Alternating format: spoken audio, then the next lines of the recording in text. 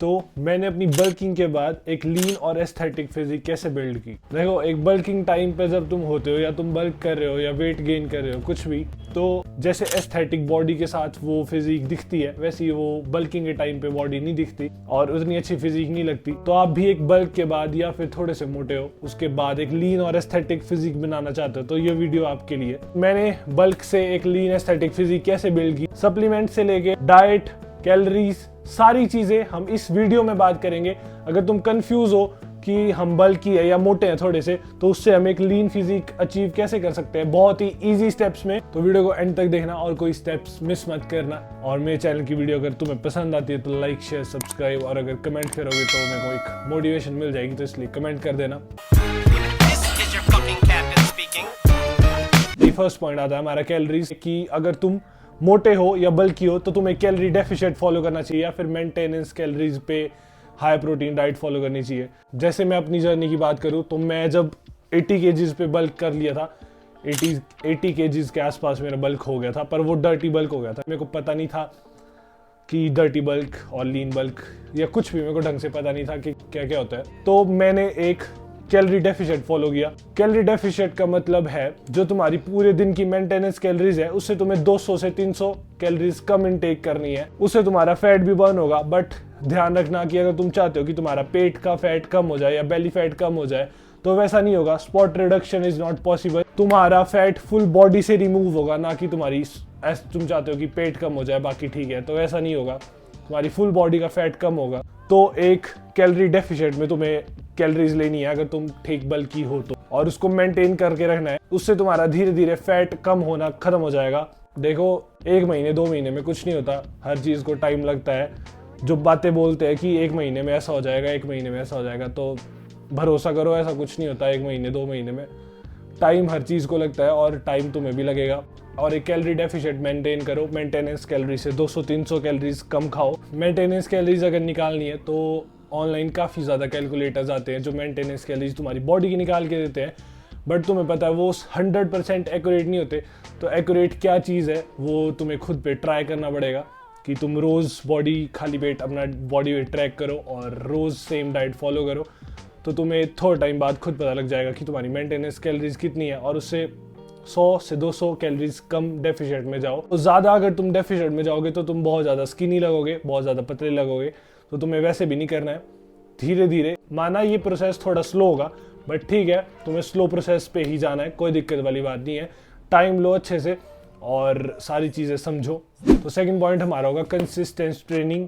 तो तुम्हें regular workout करना है, ऐसा नहीं कि तुम छुट्टियां मारते रहो, वर्कआउट स्किप करते रहो। तो तुम्हें वर्कआउट्स अपने स्किप नहीं करने हैं। एक बल्की से लीन होने के लिए तुम्हें कौन सा वर्कआउट फॉलो करना चाहिए, तुम्हें ब्रो स्प्लिट फॉलो नहीं करना है कि मंडे चेस्ट, ट्यूसडे बैक, ऐसे करके तुम्हें नहीं करना है। एटलीस्ट वीक में हर बॉडी पार्ट 2 बार या 3 बार तो ट्रेन करना है। तुम पुश पुल लेग भी फॉलो कर सकते हो, वो काफ़ी हेल्प करेगा तुम्हें स्लोली तुम्हारा मसल बिल्ड करने में और धीरे धीरे फैट रिमूव करने में। अगर तुम्हें पुश पुल लेग पे एक वीडियो चाहिए तो वो आई बटन या स्क्रीन पे आ रही हो और डिस्क्रिप्शन में भी लिंक है, तो तुम उसको जाके भी तुम फॉलो कर सकते हो पुश पुल लेग सीरीज। तो अपने फ़ोन के नोट्स पे भी लिख सकते हो कि तुमने आज कितना हिट किया, फिर नेक्स्ट वीक तुम्हें पता लग जाएगा कि तुमने कितना प्रोग्रेस करना है या करनी है।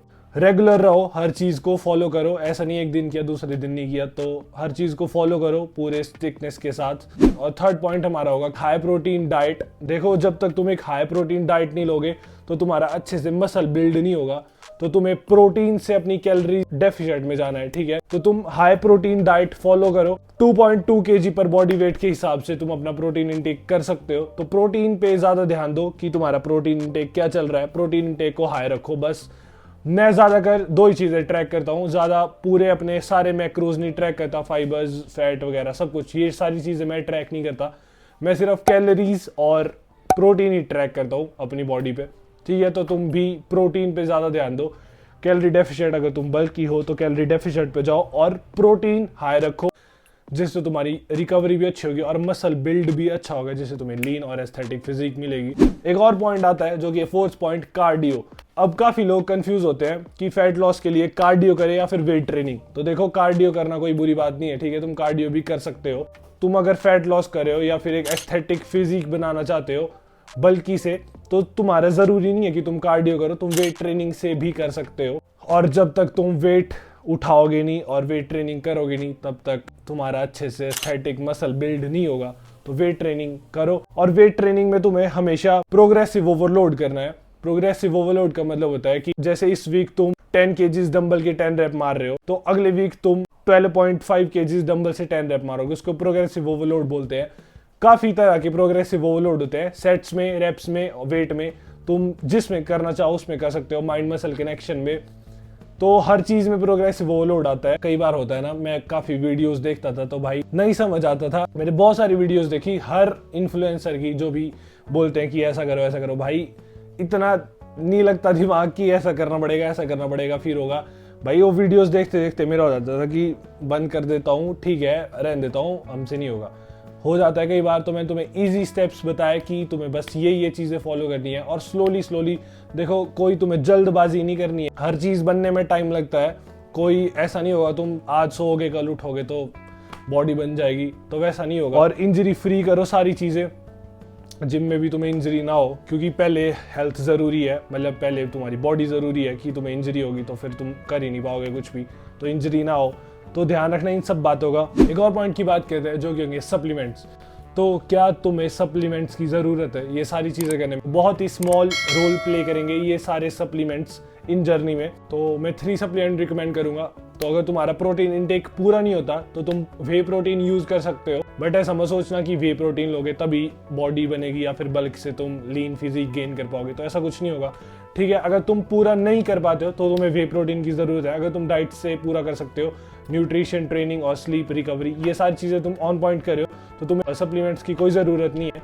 पर अगर तुम नहीं कर पाते हो तो तुम वे प्रोटीन यूज कर सकते हो, जो तुम्हें मसल बिल्ड करने में और तुम्हारा प्रोटीन इनटेक पूरा करने में काफी ज्यादा हेल्प करेगा। और सेकंड सप्लीमेंट हमारा क्रीटीन। अगर तुम क्रीटीन यूज करते हो तो तुम्हारी स्ट्रेंथ बढ़ाने में काफी ज्यादा हेल्प करेगा।